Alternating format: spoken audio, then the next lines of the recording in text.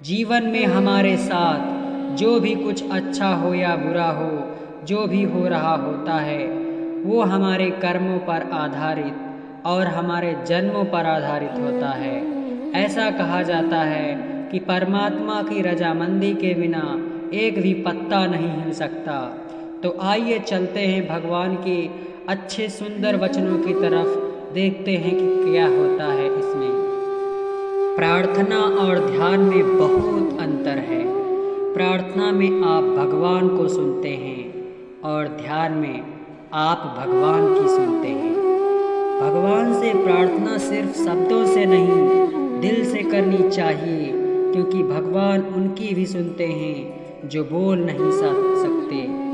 जो मिला है वो भी अच्छा है, जो नहीं मिला वह भी अच्छा है, क्योंकि देने वाले को सब पता है कि मेरे लिए क्या सही और क्या गलत है। भगवान को मंदिर से ज़्यादा हमारे दिल में रहना क्यों पसंद है? क्योंकि मंदिर तो चार दीवारी का बना है, जबकि हमारा दिल हमारी अंतर आत्मा और हमारी भावनाओं से जुड़ा है। ईश्वर को देखना है तो तन की आँखों से नहीं, मन की आँखों से देखो, वह तुम्हें सब नज़र आएंगे। परमात्मा शब्दातीत है, वह शब्द में नहीं मिल सकते।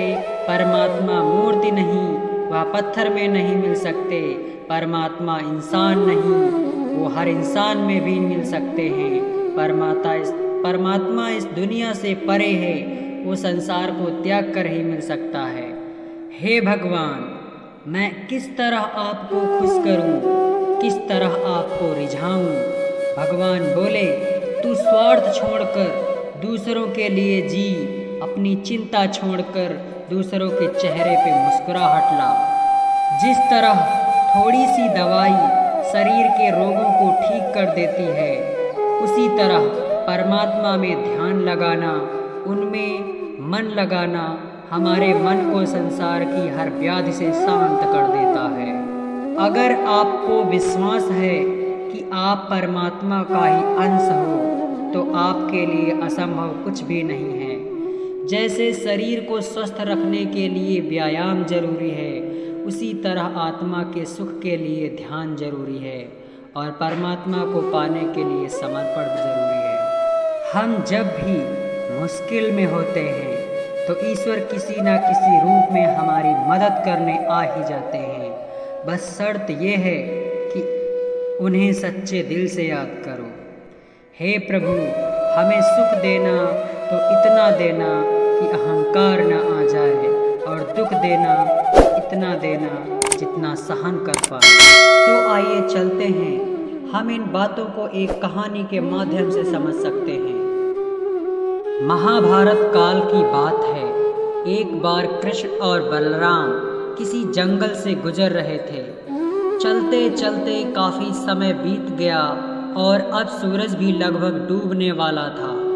अंधेरे में आगे बढ़ना संभव नहीं था, इसलिए कृष्ण बोले, बलराम, हम ऐसा करते हैं कि अब सुबह होने तक यहीं ठहर जाते हैं।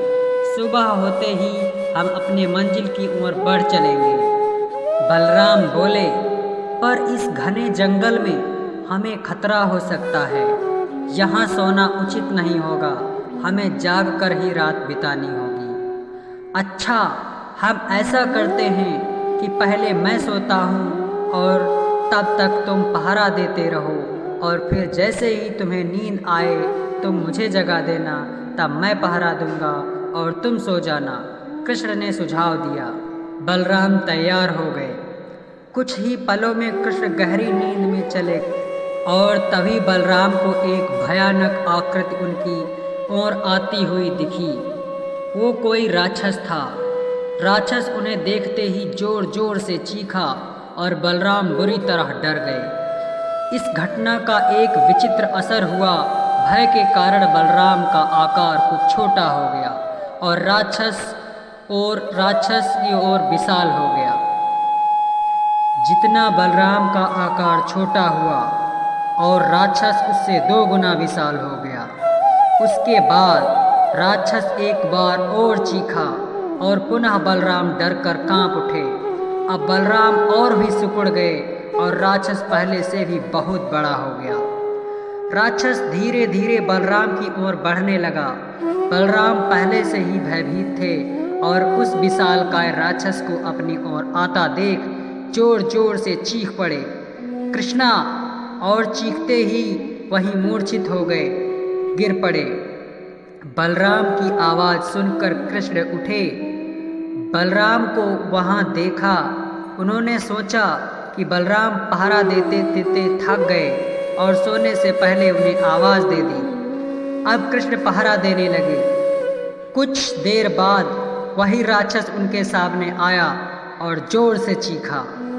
कृष्ण जरा भी घबराए नहीं और बोले, बताओ तुम इस तरह क्यों चीख रहे हो? तुम्हें क्या चाहिए? इस बार भी कृष्ण के साहस के कारण उनका आकार कुछ बड़ा बढ़ गया और राक्षस का आकार कुछ घट गया। राक्षस को पहली बार कोई ऐसा मिला था जो उससे डरा नहीं था।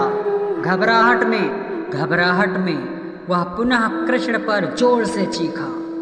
इस बार भी कृष्ण नहीं डरे और उनका आकार और भी बड़ा हो गया, जबकि राक्षस पहले से भी छोटा हो गया। एक आखिरी प्रयास में राक्षस पूरी ताकत से चीखा, पर कृष्ण नहीं डरे और मुस्कुरा उठे। फिर से बोले, बताओ तुम्हें क्या चाहिए? फिर क्या था? राक्षस सिकुड़कर बिल्कुल छोटा हो गया और कृष्ण ने उसे हथेली में लेकर अपनी धोती में बांध लिया और फिर कमर में उसको कस लिया। कुछ ही देर में सुबह हो गई। कृष्ण ने बलराम को उठाया और आगे बढ़ने लगे। बढ़ने के लिए कहा। वे धीरे धीरे आगे बढ़ने लगे। तभी बलराम उत्तेजित होते हुए बोले, पता है कल रात में क्या हुआ था? एक भयानक राक्षस हमें मारने आया था। रुको रुको! बलराम को बीच में ही टोकते हुए कृष्ण ने अपनी धोती में बांधा राक्षस निकाला और बलराम को देखते हुए बोले, कहीं तुम इसकी बात तो नहीं कर रहे हो? हाँ, ये वही है, पर कल जब मैं इसे देखा था तो ये बहुत बड़ा था। ये इतना छोटा कैसे हो गया? बलराम आश्चर्यचकित होते हुए बोले। फिर कृष्ण ने कहा, जब जीवन में तुम किसी ऐसी चीज से बचने की कोशिश करते हो जिसका तुम्हें सामना करना चाहिए, तो वो तुमसे बड़ी हो जाती है और तुम पर नियंत्रण करने लगती है।